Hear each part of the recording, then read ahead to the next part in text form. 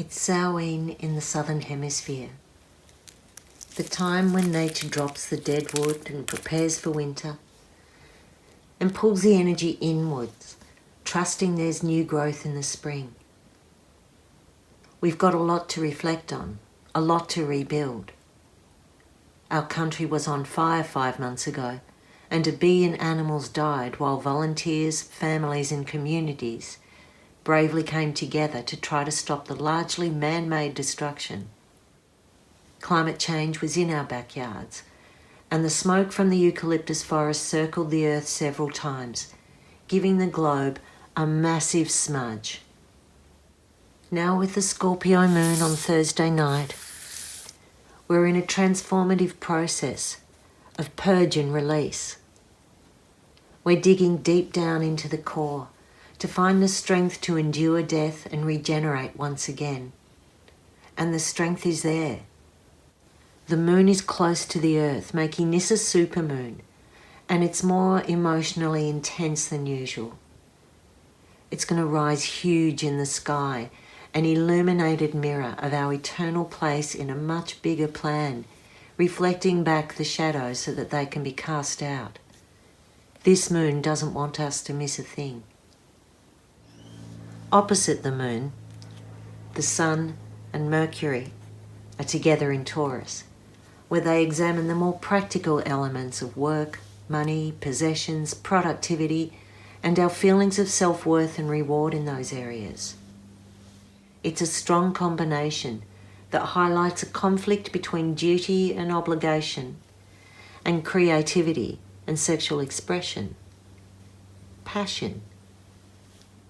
There's also an element of a penetrating force, a bullseye. What's been hidden or fluffed over?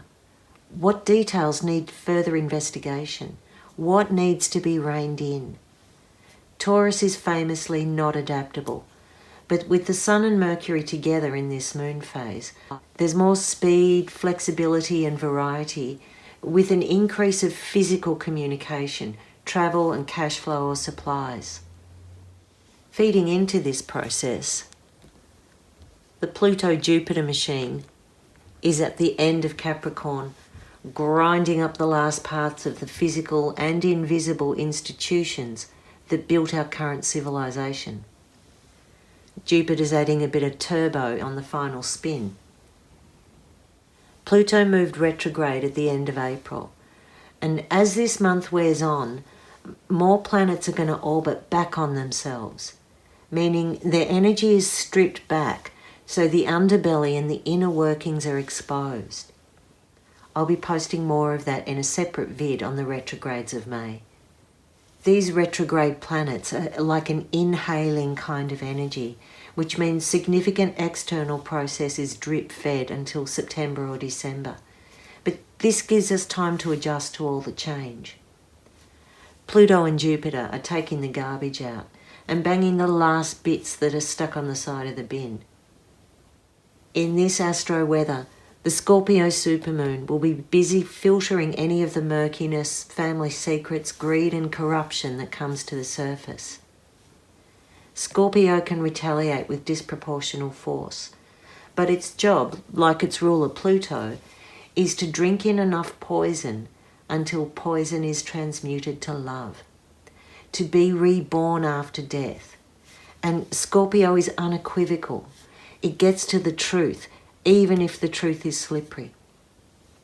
Magical thinking is less popular in this moon phase, and although dreamy Neptune is plugged into this conversation, it's supporting our intuition to be discerning and clarifying, giving us insight and knowingness at a deeper level.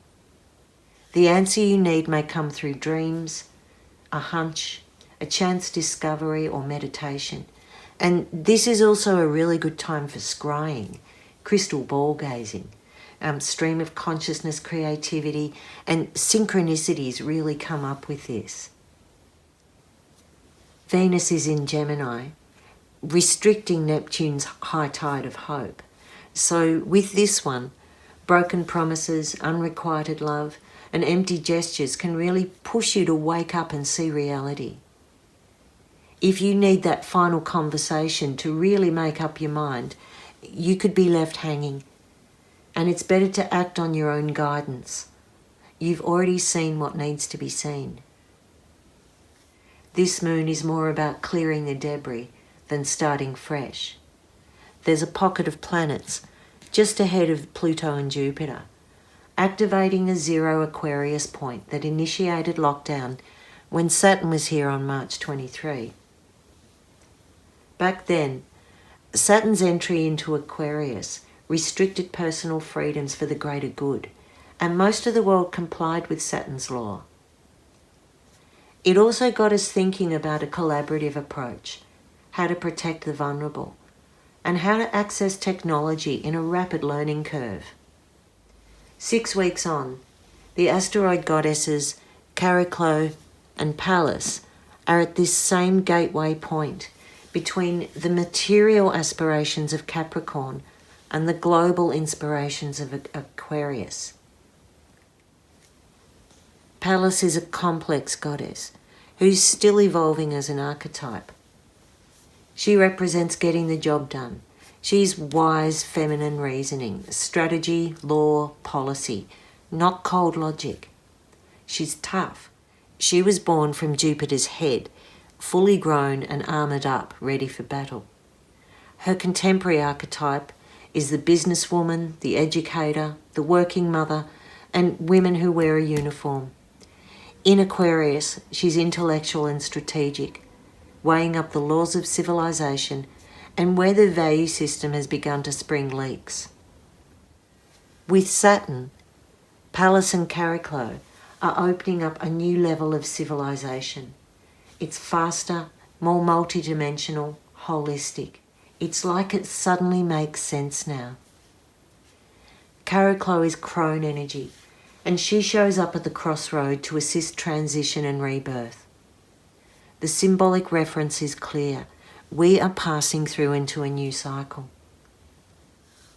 The nodes have just changed signs, and the collective is steered towards Gemini's solution-based mental agility, while the South Node, in Sagittarius until Christmas 2021, is emptying out the belief systems that stopped us growing.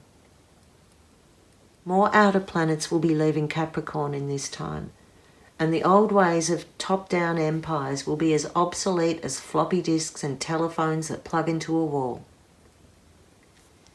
This full moon reveals the cracks and vulnerability in relationships and attachments. It will also show where trust is well-deserved, faith is upheld, and where truth holds the centre.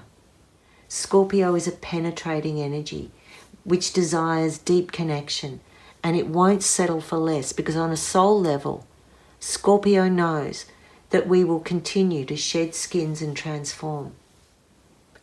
We're at a gateway, and an inevitable ending is happening behind us. There's no getting out of the fact that nature will continue to take its course, and we will continue to evolve or become extinct. Scorpio gives us the resolve of a homeopathic detox before we try to escape reality. Your worst fear can become a source of strength. Embrace the shadow and it becomes light. I'm Merryl Key from My Mystery School. Like, follow, share and subscribe. If you'd like a consultation, get in contact with me through my website www.merrylkey.com.